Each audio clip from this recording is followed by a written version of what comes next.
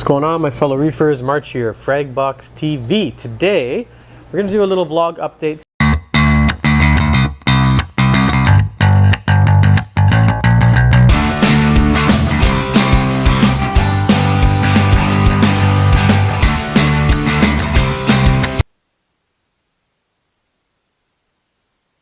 Testing, 1, 2, 3. Oh, let me go back. This is so exciting.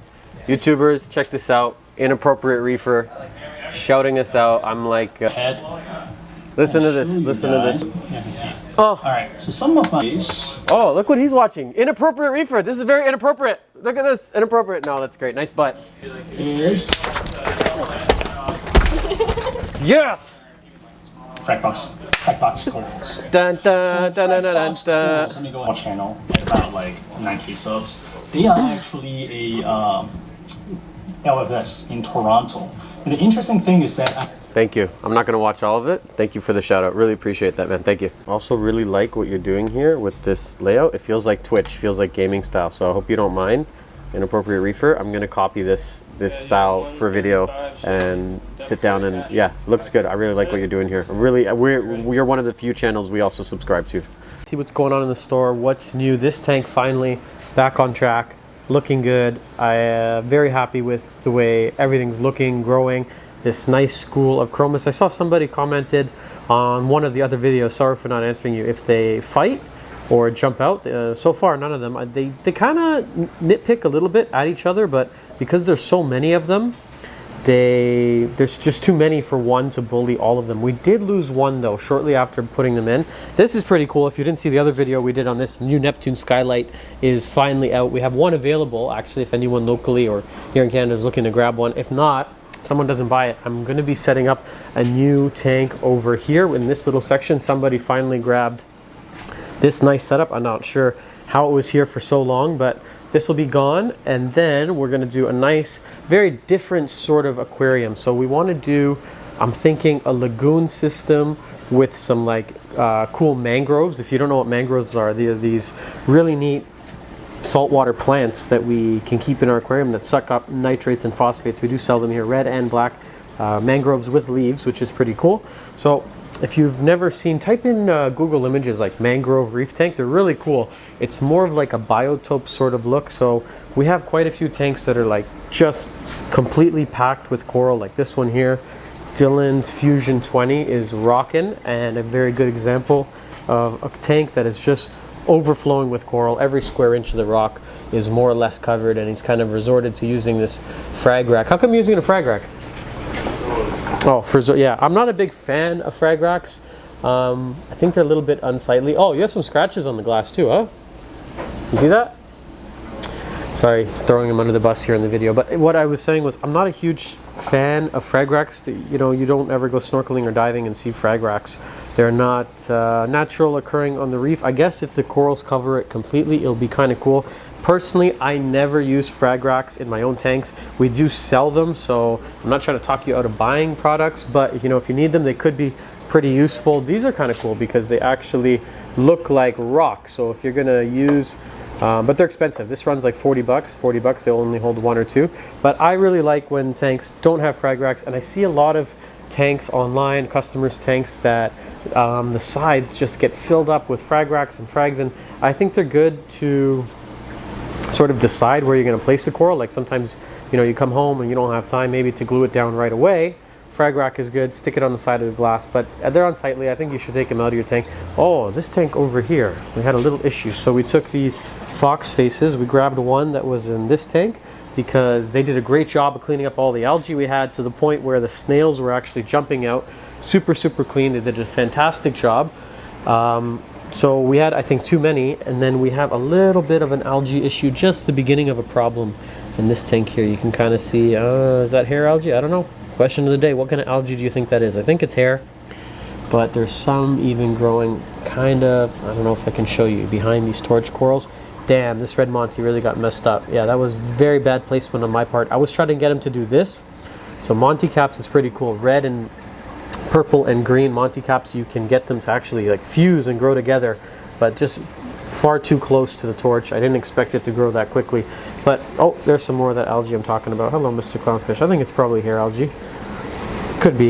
Yeah, it doesn't get terribly long. So we added a fox face to try and help clean that up because the snails are being sort of lazy. We got a pretty decent cleanup crew, but they're not really helping. Anyways, the long-winded point I'm trying to get to is the fox face went to town on these acans. So they were puffy, huge, the size of golf balls, and yeah, not 100% reef safe. He took a liking to these, maybe even the gonnies. How were the gonnies, Tia, before in here? They were okay? They look a little shrunk.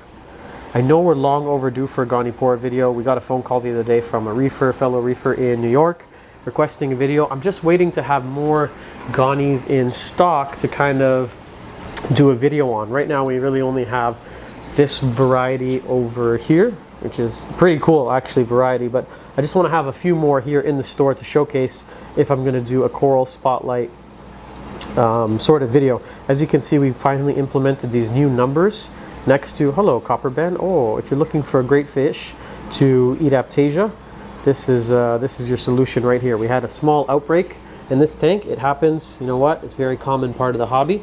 So if you're looking for a aptasia solution, this is an awesome fish to add. They're not always the easiest. Oh, did you see one? And they're not always 100% reef safe. This tank is usually completely full with LPS, so I'm not too concerned if he picks on a few polyps here and there. There's normally hundreds of corals in the tank, so it's not really gonna disrupt it. There's quite a few of them on there.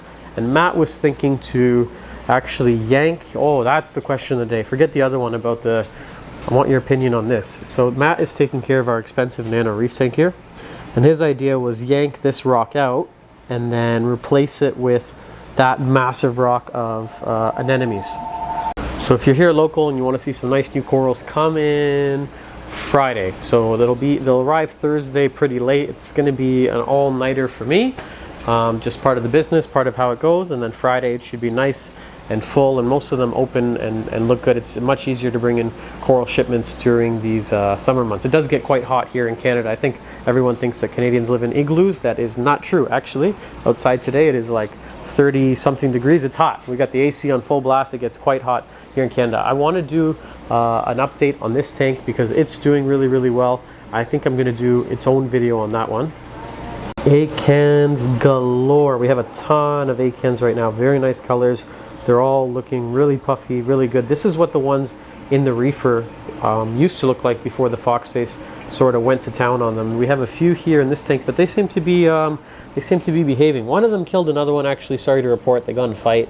So we were at 5. How many are in here now? 1, 2, 3, 4, 5? Oh, maybe we lost one. But yeah, usually they'll school. They're okay with tangs. They did a great job at cleaning up the algae in this tank. Go back and watch the other video. We were dealing with a really crappy algae, and literally within a couple of hours, they just completely cleaned this entire bed. I just fragged the red planet that was here inside the display tank, so if anyone's looking for some nice frags of this, oh, that's not good, sorry, something caught my attention. This gonny over here probably got stung by the Monty. So that's one of the biggest issues now with this tank. It's coming up on, I think it's like a year and a half-ish. Everything is really grown in, and they start to sting, and now it just becomes a game of management. So what does that mean? If you're not in the hobby or you're new to this, corals that touch each other generally will sting and kill one another. So you can see I'm looking for trouble right in here. So you see this stellata is going to sting. I expect it to sting this green digi here. I'm not 100% sure. And then over on this side, this tortusa, you can see there's only like a quarter of an inch there. This torch stinging this, and underneath this green digi, same thing. So it just becomes a game of managing and moving corals. Here's another example of the hammer stinging the zoas. So I should probably move them, but I think they kind of get the point, and they're going to stop investing in growth this way. He's like, okay, shit, I'm hitting a wall of hammer, so let me start growing the other way. Let me go over here. But then over here he meets some scrambled eggs, and they start to intertwine. So that's kind of how the hobby develops. If you have a tank for long enough, 3, 4, 5, 6 years, it's just pruning and fragging and gardening and keeping stuff kind of from killing each other. Here's another part where you can see this orange frog spawn is beating up the Kenya tree. Now, someone commented on a video that Kenya tree has a sting. I'm still not 100% convinced. I guess here, well, it kind of looks like it does, but I think it's just like in direct contact with the green digi, and it's not being able to extend its polyps.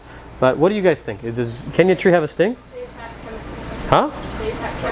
Chemical warfare. Okay, they think that it has a sting. I'm not 100% sure. I guess I've asked a lot of questions in today's video. I should really stick to asking one question of the day. Otherwise, we're going to have huge discussions. This thing's doing awesome back here, but this tank's worth doing a top-down, flow-off update in general. Store is very quiet right now. It's summertime, so if you guys are bored, we're here waiting for you. Feel free to come on by. Like I said, if you're local, Friday, we should have some amazing stuff to look at throughout these entire coral beds, nice and full. I think that's it for today's video. These dotty backs seem to be fighting each other over here. Are they fighting? Anyways, if you guys like the content, we're trying to do a video every day. It's going to slow down maybe a little bit now in the summer months, and then it ramps back up in the winter. But if you like the content, hit the subscribe button so that you will get notified when there's a new episode of Fragbox TV. Thanks for watching this one.